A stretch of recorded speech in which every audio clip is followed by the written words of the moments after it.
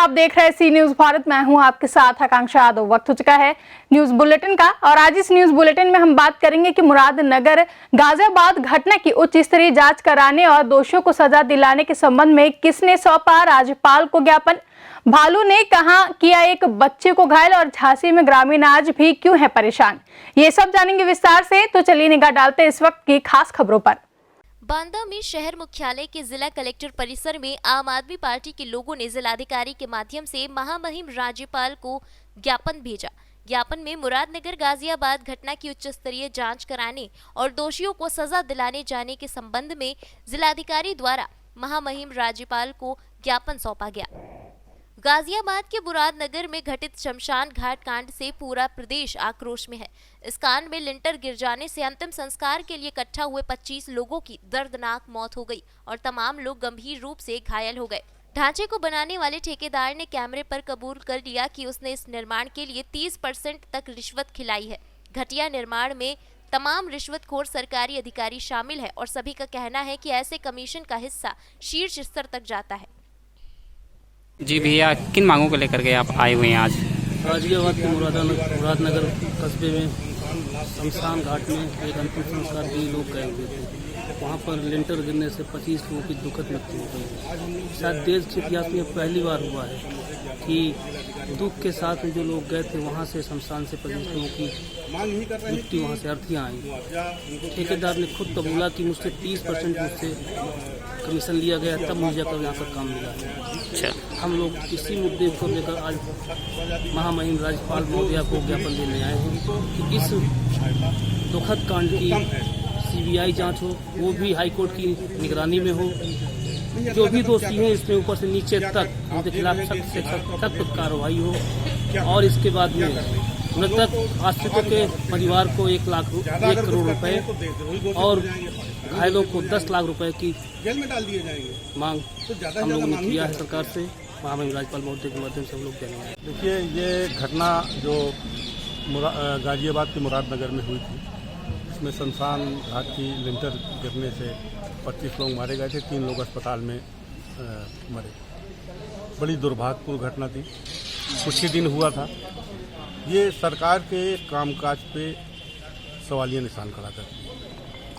देखिए, ठेकेदार ने साफ साफ कैमरे के सामने कहा कि मुझसे 30% कमीशन लिया गया।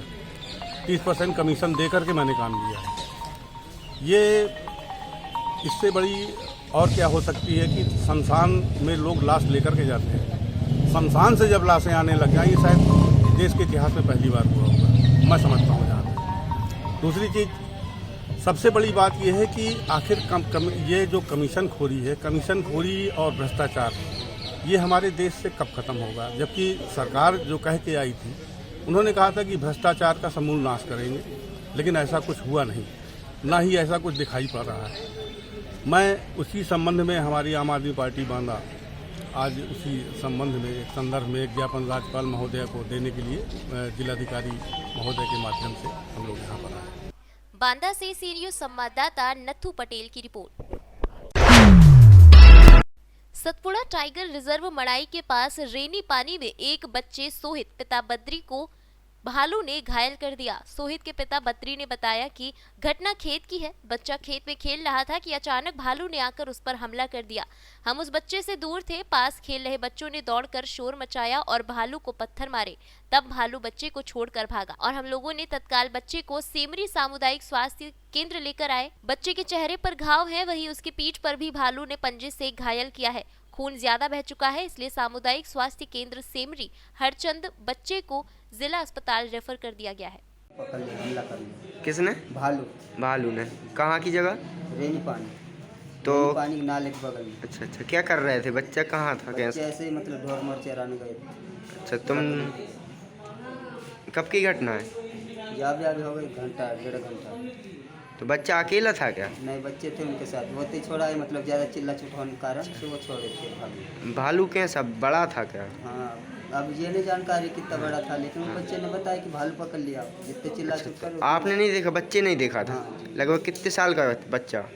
उससे बड़े बड़े है, वो तो 10, 12, 15 साल के भी है। अच्छा, जो बच्चा जिसे भालू ने पकड़ा था? छोटा है ये। अच्छा, ये कितने साल का है? ये 9-1 साल का है।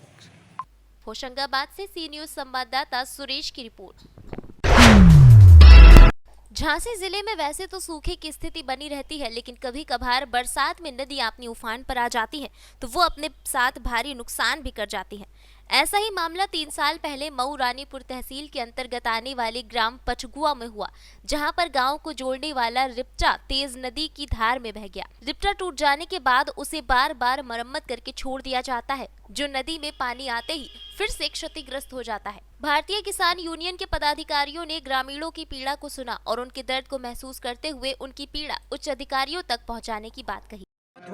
हमारा अशोक कुमार पटसारिया है जी। ये मामला कब से ऐसा पड़ा हुआ है? ये 3-4 साल हो गई लगभग। क्या असुविधा होती है आप लोगों को? यहाँ मुझे एक तो जो डिलीवरी होती है उसको तकलीफ होती है निकलने में, बरसात में कोई बाहर नहीं निकल पाता है। किसी वृद्ध आदमी की यदि तबीयत खराब हो गई तो उसको भी निकलने में तकलीफ होती है। हम लोग कंधों में बैठा करके चौमासे में बरसात में इस बगले निकालते हैं। और मुझे एक बात की खुशी है कि आज ये जो किसान यूनियन हम लोगों के बीच में आए हैं, मुझे एक बहुत बड़ी खुशी है कि आगे चल के हमको कोई रास्ताएं ऐसी मिले ताकि मेरा गांव जो पिछड़ा हुआ है ये आगे तरक्की पे पहुंचे। भैया यादवेंद्र सिंह, कहाँ निवासी हैं आप?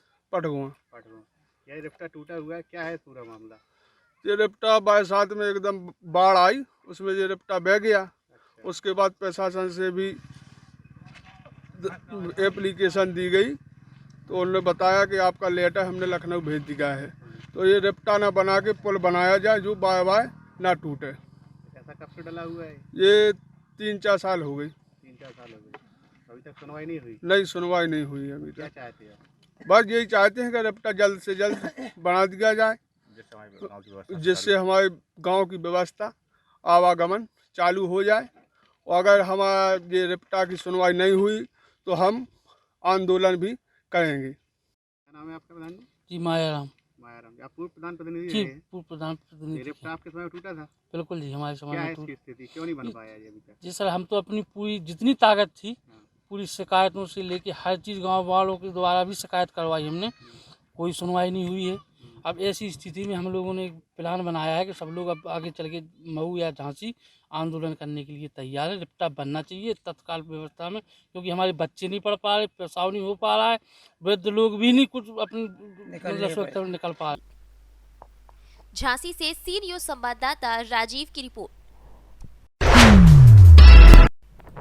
झांसी व्यापार मंडल उत्तर प्रदेश के तत्वावधान में प्रांतीय अध्यक्ष संतोष साहू के नेतृत्व में एक प्रतिनिधि मंडल ने नगर आयुक्त अवनीश राय को एक ज्ञापन सौंपा। ज्ञापन के माध्यम से उन्हें अवगत कराया गया कि स्मार्ट सिटी झांसी को अतिक्रमण से मुक्त कराने के लिए नगर निगम द्वारा लगभग 1 साल पहले अतिक्रमण विरोधी दस्ते का गठन किया गया था, मगर वर्तमान में अतिक्रमण विरोधी दस्ता केवल वसूली का कार्य कर रहा है।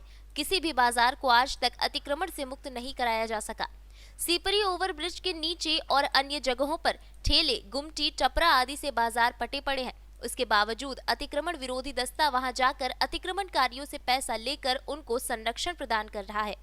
अतिक्रमण के कारण बाजारों और सड़कों की हालत बद से बदतर हो गई है। कई जगह जहां नगर निगम ने tempo stand, 2 wheeler, 4 wheeler parking स्थल और श्रमिक स्थल के बोर्ड लगाए हैं, उन स्थानों पर भी प्रवर्तन दल अतिक्रमणकारियों से मासिक सुविधा शुल्क लेकर अतिक्रमण हटाने की कोई प्रभावी कार्यवाही अमल में नहीं ला रहे हैं, जिससे टेम्पो, टैक्सी और मजदूर और ग्राहकों एवं दुकानदारों के वाहन रोड पर खड़े हो रहे हैं, जिससे जाम और एक्सीडेंट की समस्याएं हमेशा बनी रहती है। आज नगर निगम में आप लोग आए, क्या मांग थी आप लोग की, क्या समस्या थी? देखिए, जैसा कि हम लोगों की जानकारी है कि हमारी झांसी एक स्मार्ट सिटी है और इस स्मार्ट सिटी में अतिक्रमण मुक्त कराने के लिए अतिक्रमण विरोधी दस्ते का एक गठन किया गया था 1 वर्ष पूर्व, लेकिन अभी तक 1 वर्ष में कोई भी एक बाजार ये अतिक्रमण दस्ता अतिक्रमण से मुक्त नहीं करा पाया है। और अब ये स्थिति हो गई है कि इस अतिक्रमण दस्ते के द्वारा ही कई अतिक्रमणकारियों से पैसा लेकर मासिक और उनकी दुकानें लगवाई जा रही हैं, अतिक्रमण लगवाया जा रहा है। कल ही की घटना है कि ये दल जब सीपरी बाज़ार पहुंचा तो किराना बाज़ार बाजार व्यापार मंडल के अध्यक्ष आदरणीय प्रमोद चौरसिया गुड्डू जी से उनका प्रस्ताव था कि आप जितने दुकानदार हैं सबसे 500 रुपये महीने की हमारी शुल्क बंधवा दीजिए और फिर आपको जितनी दुकान लगानी है उतनी दुकान लगाइए। और उसके साथ साथ मैं आपको अवगत कराना चाहता हूं और आपसे ये निवेदन भी करना चाहता हूं कि सीपरी बाज़ार का आपके द्वारा भी एक भ्रमण किया जाए और देखा जाए कि जहां पर ओवर ब्रिज के नीचे जहां पर श्रमिक स्थल घोषित है, जहां 2 व्हीलर 4 व्हीलर पार्किंग स्थल हैं, जहां टैक्सी स्टैंड घोषित किए गए हैं, उन स्थानों पर अतिक्रमण दस्ता के द्वारा पोषित अतिक्रमणकारियों को अतिक्रमण लगा दिया गया है। और वहाँ पर जब वहाँ अतिक्रमण है तो वो टैक्सियाँ जो जहाँ जिस स्थान पर पार्किंग होनी चाहिए वो रोड पर खड़ी हैं, मजदूर पूरी रोड पर फैला रहता है। इन सभी अव्यवस्थाओं के चलते हम लोगों ने आज झांसी व्यापार मंडल उत्तर प्रदेश ने और सीपरी बाजार व्यापार मंडल महासमिति, किराना बाजार व्यापार मंडल, सभी लोगों ने मिलकर आज नगर आयुक्त जी को इस विषय में एक ज्ञापन दिया है कि झांसी को अतिक्रमण मुक्त बनाया जाए और इस दस्ते का जो काम दिया गया है ये अपने काम से विमुख हो गए हैं, इनको अपनी जिम्मेदारियों का एहसास कराया जाए। क्या कहा था दस्ते ने आके, दस्ते के लोगों ने? कल दस्ता आया और हमारे व्यापारी भाइयों के यहाँ आकर ये सीधी रसीद बनाने लगा और 500 रुपये का उन्होंने क्या चालान हो रहा है और आपको जहाँ तक लगाना वहाँ तक लगाइए और हमें स्मार्ट सिटी बनाना है इसको, सीपरी बाज़ार को क्या पूरे झांसी भर को। लेकिन स्मार्ट सिटी के का मतलब उनका ये है कि आप हमारे को शुल्क दीजिए, 500 रुपये दीजिए, आप जहाँ तक दुकान चाहें वहाँ तक लगा सकते हो और अंत में दोबारा आऊँगा तो फिर भी आपका चालान होगा। ना तो नीचे एपेक्स है, एपेक्स की बात करी भैया, आप स्मार्ट सिटी बना रहे हैं तो फिर एपेक्स कहाँ है जहाँ आप नीचे खड़े हुए हैं और आपके पीछे इतना इंक्रोचमेंट है वो आपको नहीं दिख रहा है कि नहीं वो तो हमारे को तो पैसे देते हैं, वहाँ से 1500 रुपये हमारे को मिलते हैं। एक गुलाब वाले भी हैं, फूल वाले भी हैं, वो लोग भी गरीब हैं और एक हम लोग जो दुकानदार हैं जिनकी खुद की दुकानें हैं, चूँकि जब से ब्रिज बना हुआ है उसके बाद से हम लोग को क्या है कि दुकानों के और नज़दीक रोड आ जाने से नाला हम लोगों के नज़दीक आ गया है। अगर यदि हमारा उस पर कोई भी एक भी सामान पाया जाएगा आप पे शुल्क लगाया जाएगा। झांसी से कैमरा पर्सन प्रभात साहनी के साथ राजीव सक्सेना की रिपोर्ट।